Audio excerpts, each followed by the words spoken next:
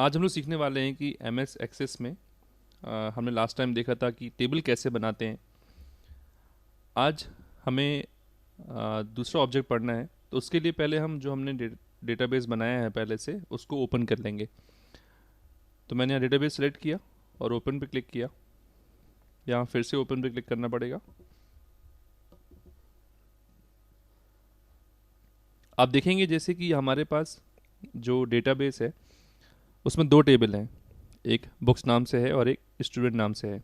ठीक है, अभी हमें क्या करना है कि हमें ये तीनों चीज़ें हमने देख चुके हैं, टेबल के बनाने के कौन कौन से तरीके होते हैं।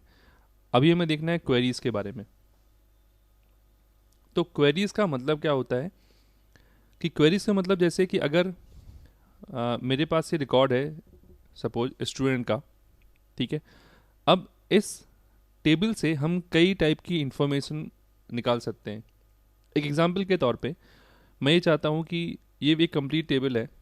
ठीक है, और ऐसा इसमें सिर्फ 6 रिकॉर्ड हैं। आप ये अज्यूम कर लीजिए कि अगर मेरे पास यहाँ पे 100 रिकॉर्ड्स होते, ठीक है, और मैं इस पूरे रिकॉर्ड में से सिर्फ ये निकालना चाहता, ये जानना चाहता कि कितने स्टूडेंट्स सागर को बिलोंग करते हैं, मतलब कितने स्टूडेंट्स सागर में रहते हैं। अब ऐसा निकालने के लिए तो ये ढूंढना मुश्किल हो गया। अगर यहाँ पे मैं ढूंढना सर्च करना हो, थोड़ा प्रॉब्लमेटिक है। अब इस चीज़ को सॉल्व करते हैं हम लोग क्वेरी के थ्रू। तो क्वेरी मतलब होता है कि आप की जो कंडीशंस हैं वो कंडीशंस आप डेटा में लगा देते हो, टेबल में लगा देते हो। तो उस कंडीशन को जो जो फॉलो करेंगे सिर्फ वही रिकॉर्ड हमें डिस्प्ले होंगे। ठीक है, एक तो ये चीज़ हो गई कि मतलब आप रिकॉर्ड्स में कंडीशन लगा सकते हो कि जैसे मैंने बोला कि सिर्फ सागर वाले रिकॉर्ड दिखाओ। ठीक है, अभी दूसरा जो है क्वेरी का एक फ़ायदा या क्वेरी का यूज़ वो ये है कि हम सारी फील्ड नहीं देखना चाहते। हम ये चाहते हैं कि सिर्फ स्टूडेंट का नाम और उनका फ़ोन नंबर बस दिखे, बाकी इन्फॉर्मेशन हमें हमारे काम की नहीं है फॉर अ टाइम बिंग। तो ऐसा भी हम क्वेरी से कर सकते हैं। ठीक है, तो मैं ये दोनों आपको करके दिखाऊंगा। तो सबसे पहले क्वेरीज पे हमने क्लिक किया। सबसे पहला है यहाँ पे डिज़ाइन व्यू में क्वेरी बनाना या विजार्ड का यूज़ करके। तो हम पहले क्या करेंगे, पहले हम डिज़ाइन व्यू में बनाएंगे। यहाँ डबल क्लिक किया, ये हमसे पूछेगा कि टेबल का जो कौन कौन सी टेबल हमें क्वेरी में इंक्लूड करनी है। तो अभी हम सिर्फ स्टूडेंट की बात कर रहे हैं, तो हम यहाँ पे स्टूडेंट टेबल सेलेक्ट कर ली और ऐड पे क्लिक किया। यहाँ से इसको हमने क्लोज कर दिया।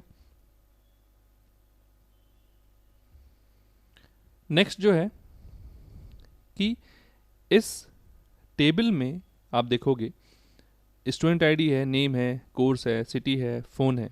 ठीक है, हमने अभी सबसे पहले क्या कहा कि हमें क्या चाहिए, किसी स्टूडेंट का नाम आए और उसका फ़ोन नंबर आए और मुझे कोई इन्फॉर्मेशन नहीं देखनी है। तो मैं यहाँ से फील्ड सेलेक्ट कर सकता हूँ। यहाँ लिखा ना फील्ड लिखा हुआ है, यहाँ पे मैंने फील्ड पे गया और यहाँ से नेम सेलेक्ट किया। हम फिर यहाँ आ गए इस सेकंड वाले कॉलम में। सेकंड कॉलम में हमने फिर सेलेक्ट किया फ़ोन नंबर। ठीक है, यहाँ लिखा हुआ है मतलब किस हिसाब से दिखाना है आपको, मतलब ये फील्ड दिखेंगी वहाँ पे। ठीक है, इसके बाद इसको मैंने सेव कर दिया। मतलब ये जो क्वेरी है, अब देखिए ये जो मैंने बोला कि ये दो कॉलम दिखाने हैं, ये मैं बार बार मुझे देखना पड़ते हैं। जैसे जब भी मुझे बच्चों को कॉल करना है, स्टूडेंट्स को, ठीक है, तो हर वक्त मुझे चाहिए पड़ेगा। तो बार बार मैं इतना पूरा नहीं करूँगा। तो मैं चाहूँगा कि जो मैंने अभी किया है ये मैं सेव कर लूँ, जैसे फ्यूचर में मैं कभी भी देखना चाहूँ सिर्फ उनके नाम और नंबर स्टूडेंट्स के, तो मैं उस क्वेरी पर डबल क्लिक करूँ और मुझे दिख जाए। तो हमने बनाया, इसको हमने सेव किया और यहाँ मैंने नाम लिख दिया क्वेरी का क्या, कि स्टूडेंट नेम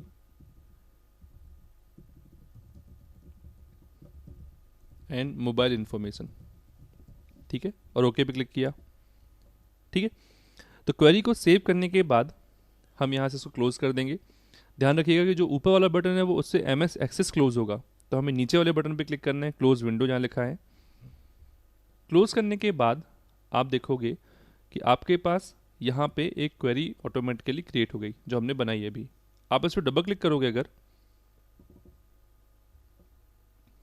है ना, तो बहुत ईजी है कि आपको सिर्फ क्या दिख रहा है, यहाँ पे नाम दिख रहा है और फ़ोन नंबर दिख रहा है। और यही हमारी जो पहली रिक्वायरमेंट थी कि हमें पर्टिकुलर कोई फील्ड हमें डिस्प्ले करानी है तो वो हम कर सकते हैं। अब इससे ये मत समझिएगा कि जो आपकी जो बाकी फील्ड हैं वो डिलीट हो गई, वो वैसी ही हैं। उनको अगर देखना है, पूरा पूरा डेटा देखना है, तो आप टेबल पे क्लिक करो, टेबल ऑब्जेक्ट पे, और फिर यहाँ पे जो टेबल आपकी है उस पर डबल क्लिक करो, तो आप देखोगे कि हमारा जो रिकॉर्ड्स हैं वो वाकिस जैसे थे पहले वैसे ही हैं। बट क्वेरी में आपने कुछ पर्टिकुलर फील्ड को दिखाना चाह रहे थे तो वो हमने कर दिया। एक और बना के देखते हैं हम लोग। जैसे मैंने आपको जब क्वेरी बताया तो मैंने कहा कि मैं ये चाहता हूँ कि अगर जो स्टूडेंट टेबल है इसमें पर्टिकुलर रिकॉर्ड दिखे। पर्टिकुलर रिकॉर्ड का मतलब कि मैंने कहा कि जिनकी सिटी सागर है सिर्फ हमें वो देखने हैं। तो इसके लिए भी हम बहुत आसानी से क्वेरी का यूज़ कर सकते हैं, वो हम देखते हैं कैसे करेंगे। क्वेरीज पे गए हम लोग, डिज़ाइन व्यू पे गए, डबल क्लिक किया, यहाँ हमने अगेन स्टूडेंट टेबल सेलेक्ट की, ऐड पे क्लिक किया और क्लोज कर दिया। ठीक है, मतलब हमें क्वेरी में ये पहले बताना होता है कि कौन सी टेबल के ऊपर हमें क्वेरी रन करनी है। ठीक है, तो अभी यहाँ पे हमने क्या कहा कि हमें क्या क्या चाहिए। अब हमें स्टूडेंट का आईडी भी चाहिए है, स्टूडेंट का नाम भी चाहिए है, स्टूडेंट का कोर्स भी चाहिए है, और स्टूडेंट का सिटी भी चाहिए है, और स्टूडेंट का फ़ोन नंबर। तो नेम, कोर्स, सिटी और फ़ोन नंबर, मतलब जो पांचों चीज़ें हमें वही चाहिए। बट सागर में हम चाहते हैं कि सागर वाले जो बच्चे हैं स्टूडेंट्स से सिर्फ वो दिखें। तो बहुत आसान है, यहाँ मैं क्या करूँगा कि जो सिटी वाला जो कॉलम है यहाँ आप देखो क्राइटेरिया लिखा हुआ है। ठीक है, इस क्राइटेरिया पे जाके मैं लिखूँगा यहाँ पे इक्वल और इन्वर्टेड कॉमा में सागर। इसका मतलब क्या है? इसका मतलब ये है कि सिर्फ वो रिकॉर्ड डिस्प्ले करो स्टूडेंट टेबल के जिसकी सिटी किसके बराबर हो, सागर के। अब चूंकि सागर क्या एक वैल्यू है यहाँ पे हमारे लिए, तो वैल्यू को हमेशा हम इनवर्टेड कॉमा में लिखते हैं। कब? जब वो टेक्स्ट फॉर्मेट में होगी। अगर नंबर फॉर्मेट में होगी तब आप इन्वर्ट कॉमा नहीं लगाओगे, पर हाँ इक्वल लगाना मतलब क्या है कि सिटी सागर के बराबर हो। ठीक है, इसको सेव किया हमने, इसको हम नाम दे दिया स्टूडेंट ऑफ सागर। ओके पे क्लिक किया, क्लोज किया। अब डबल क्लिक किया इस क्वेरी पे तो आप देखोगे कि सिर्फ सागर के रिकॉर्ड डिस्प्ले हो गए। इतना समझ में आ गया। इसके बाद हम देखते हैं कि क्वेरी में हम लोग, जैसे मुझे क्वेरी को मॉडिफाई करना है ना, जैसे अभी इस क्वेरी को हम देखेंगे तो यहाँ पे जो नाम है वो कैसे भी ऑर्डर में आ रहा है। जैसे मैं चाहता हूँ असेंडिंग ऑर्डर में नाम आए, तो हम क्या करेंगे, इसके लिए राइट क्लिक किया, डिज़ाइन व्यू पे गए और यहाँ से सॉर्ट पे जाके असेंडिंग या डिसेंडिंग कर सकते हैं। जैसे मैंने असेंडिंग कर दिया, वापस सेव किया, बंद किया, डबल क्लिक किया इसके ऊपर, तो असेंडिंग ऑर्डर में सारे नाम जम गए। ठीक है, इसमें हम करके देते हैं, यहाँ पे नाम सारे मुझे असेंडिंग ऑर्डर में चाहिए। सेव पे क्लिक किया, इसको बंद किया, पहले डबल क्लिक किया देखने के लिए, तो आप देखोगे सारे नाम जो हैं वो असेंडिंग ऑर्डर में नेम के बेस पे जम गए, अरेंज हो गए। ठीक है, तो एक तो ये हो गया क्वेरी बनाने का तरीका। दूसरा तरीका जो है वो है create query by using wizard. मतलब कि हम विजार्ड के थ्रू कैसे क्वेरी बना सकते हैं। मैंने लास्ट क्लास में जब आपको टेबल बताया था तो आपको बताया था कि विजार्ड का मतलब क्या होता है कि स्टेप बाय स्टेप किसी चीज़ को कंप्लीट करना। वैसे ही यहाँ पे भी है। तो यहाँ हमने create query by using wizard पर डबल क्लिक किया। किस टेबल पे ऊपर हमें क्वेरी बनानी है, तो हमने टेबल स्टूडेंट सेलेक्ट कर ली। कौन कौन सी फील्ड इंक्लूड करनी है हमको, तो जैसे मैं चाहता हूँ कि जैसे हमने जो अभी ये बनाया है सागर वाली टेबल, यही क्वेरी बनाई जो हमने, यही क्वेरी हमें विजार्ड्स के थ्रू बनानी है। तो कैसे करेंगे, उसमें हमने नाम लिखा था और सिटी ली थी, ये दो फील्ड ले ली। ठीक है, नेक्स्ट पे क्लिक किया।